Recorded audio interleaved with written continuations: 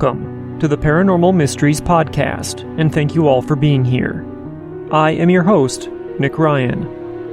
If you're new to the show, Midweek Mysteries is a shorter version of our full-length Sunday episodes, where we also enjoy giving a personal shout-out to our newest supporters, so please be sure to tune in. If you're interested in supporting what we do here, please visit us at patreon.com/Paranormal Mysteries, or head on over to buymeacoffee.com/paranormal, where you can make a simple one-time donation. And of course, subscribing to the podcast and sharing it with your friends is one of the best ways to show your support, and we appreciate it. Now let's see what today's storytellers have to say. Today's first midweek mystery comes to us from Michael. Michael says, "A little over 3 months ago, me and my sister-in-law were hanging out, watching a scary movie. About 2 hours in, she had to take a phone call, and I decided to go to the bathroom. After using the bathroom, when I entered the living room, there was something in the corner, a sort of disfigured human shape, facing towards the wall. I didn't get a good look, as I wasn't sticking around to find out what it was. But after this encounter, weird stuff has kept happening to me, such as me constantly waking up in cold sweats after horrifying, twisted nightmares, having random items move around my house, and seeing things that aren't there. After experiencing those things for at least a month, I decided to try and talk to a doctor to see if I might be experiencing psychosis or hallucinations caused by stress or fear. After going to the doctor, we tried medication, but it didn't work. To this day, I'm still experiencing feelings of being watched and stuff around my room moving. I presume that it might be some sort of poltergeist or something like that, but I'm not really knowledgeable about that stuff. But that's what I presume from my knowledge." Our next midweek mystery comes to us from Jordan. Jordan's story is called Shadow People. Jordan says, "Hello. I would like to preface this by saying that I'm not entirely sure what was going on, and as such, take this story with a grain of salt, as it is all just speculation. When I was young, I loved to watch construction and anything of that nature, so I spent a good amount of time looking out the window at whatever happened to be going on outside, and I suppose that this is where it started. Every now and then I would see something dart across my vision, so fast I barely had time to register it.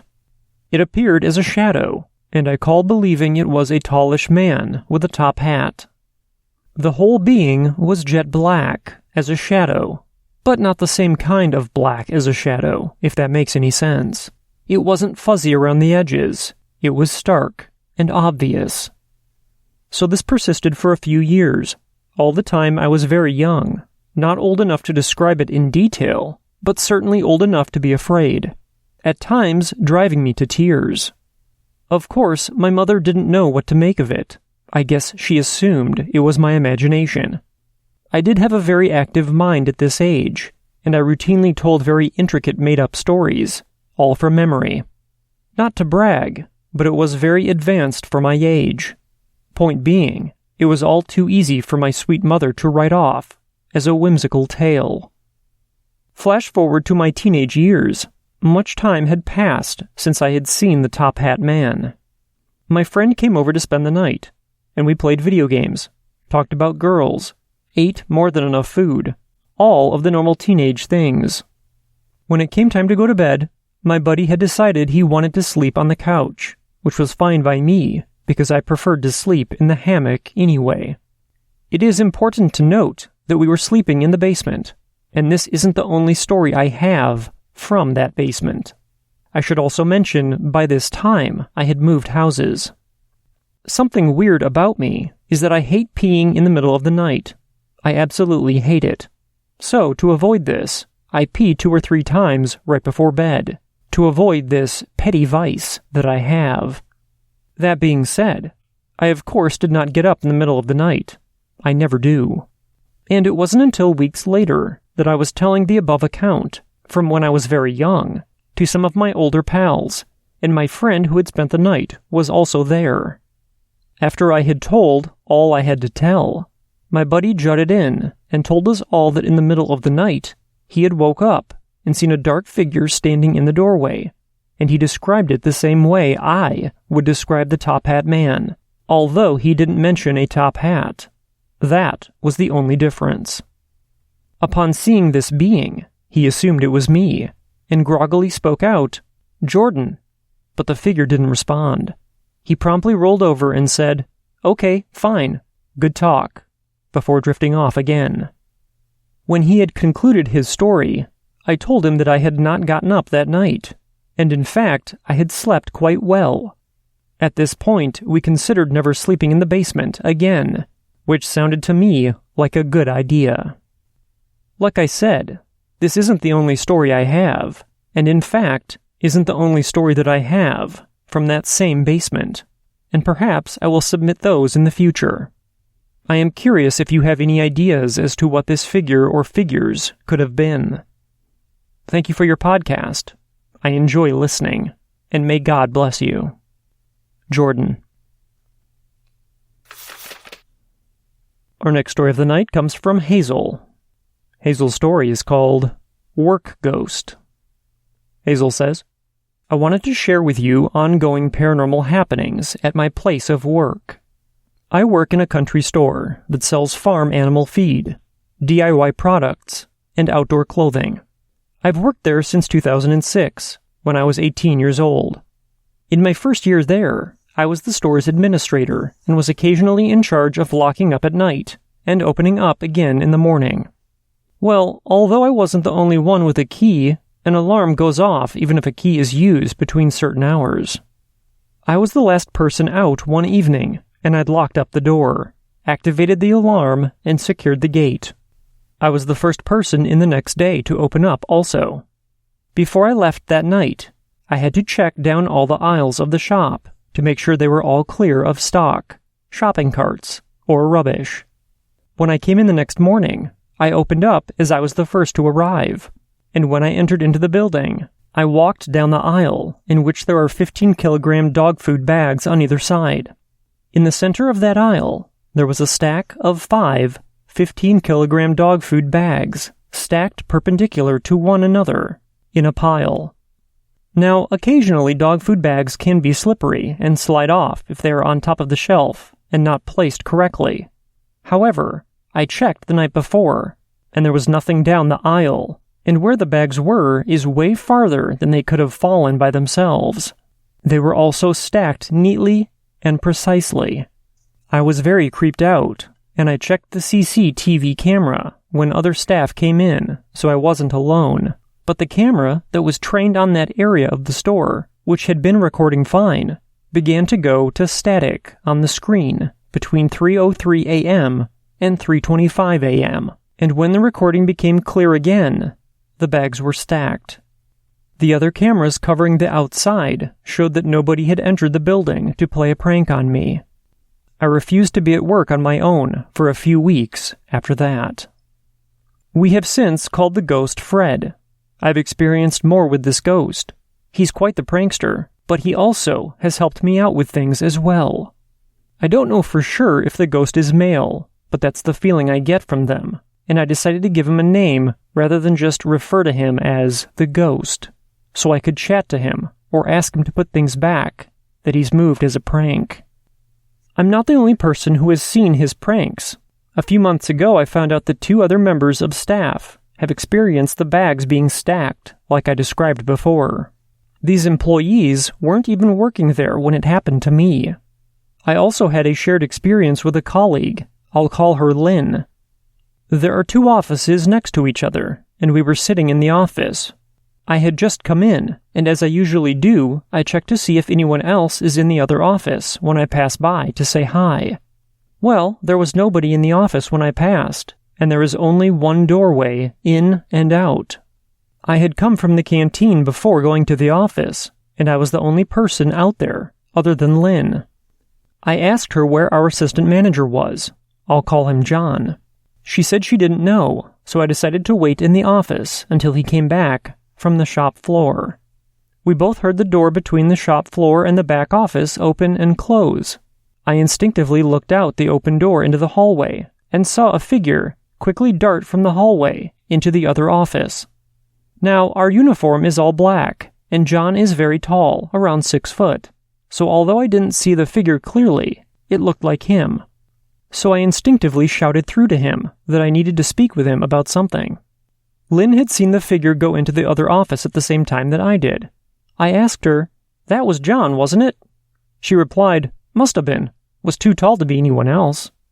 I got annoyed he was ignoring me, so I got up out of the chair and marched in there. The room was empty, and we would have seen if anyone had come out of the room. I told Lynn, who thought I was joking, and then came to stand next to me. We then looked all around the back office area. Bear in mind, the door between the back offices and the shop floor is loud and distinct, and we had only heard it once when we thought he had come in. We checked the stock cupboard, the bathrooms, the canteen, and nothing. We were freaked out, to say the least. We have since concluded that it must have been Fred. His other antics include hiding things like scissors and tape when you need it, and when you turn back around after deciding to get on with something else, they show up where you have looked numerous times. Also, when I have been in the back office area on my own on a Sunday, heard typing, as if a colleague is in one of the offices on a computer, only to go in there to find nobody. I've heard phantom coughs when nobody is around, and nothing to make a sound, even remotely like that. He doesn't scare me anymore. I talk to him, and sometimes when I'm in the stockroom looking for something, if I ask him to make a noise in the direction the item is, he often does so, and helps me. I believe he is always in the building, but not always actively pranking people. He's never giving me the feeling of fear or dread. Confusion, yes, but not fear. Sometimes it's quite comforting, feeling his presence in the offices when I'm on my own. I'm sure there will be more notable antics in the future, which I will share with you when they happen. I hope all your listeners are staying safe and healthy. Kind regards, Hazel. Our last midweek mystery comes to us from Kevin. Kevin's story is called Strange Occurrences. Kevin says, "Hello. First off, I just want to say that I love your show, and I've been listening for years. But anyway, here's my story. So, about a year ago, around the same time of year actually, I had a series of events happen to me that I honestly cannot explain, and I would like answers to if possible. The first occurrence was with owls. One night around 2 a.m., I heard 2 owls outside. They were not close, they were far. I only really heard the echoes, which to me was strange that I woke up since I'm a pretty heavy sleeper. I heard them for around 2 minutes, and then suddenly nothing. The next day the same, but they were closer.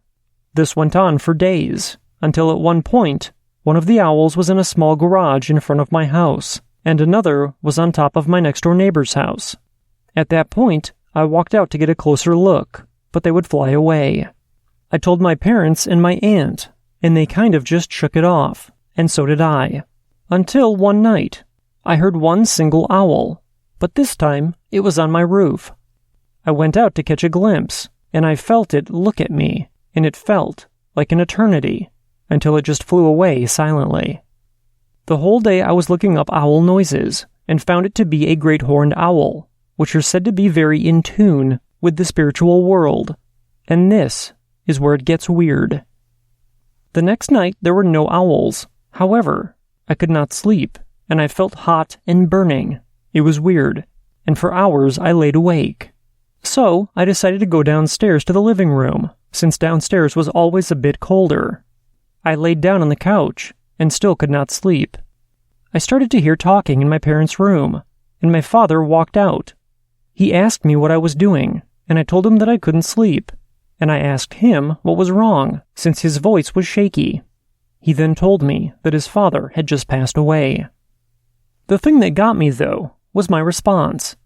The words that were going to come out of my mouth were, "I know," but I caught myself, and I laid there just confused as to why I felt as if I knew what had happened. I wasn't sad or shocked. I just knew. In the coming months, I had dreams of a car accident, and the next day, I would see the car accident going to school. Another dream I had was all the lights in my house were flickering, and all the blinds were shaking, almost like a hurricane was in my house. I would hear whispers in the wind, nothing that I could make out, but just a sudden gust of wind, and I would hear a voice, but nothing around me. No one around me.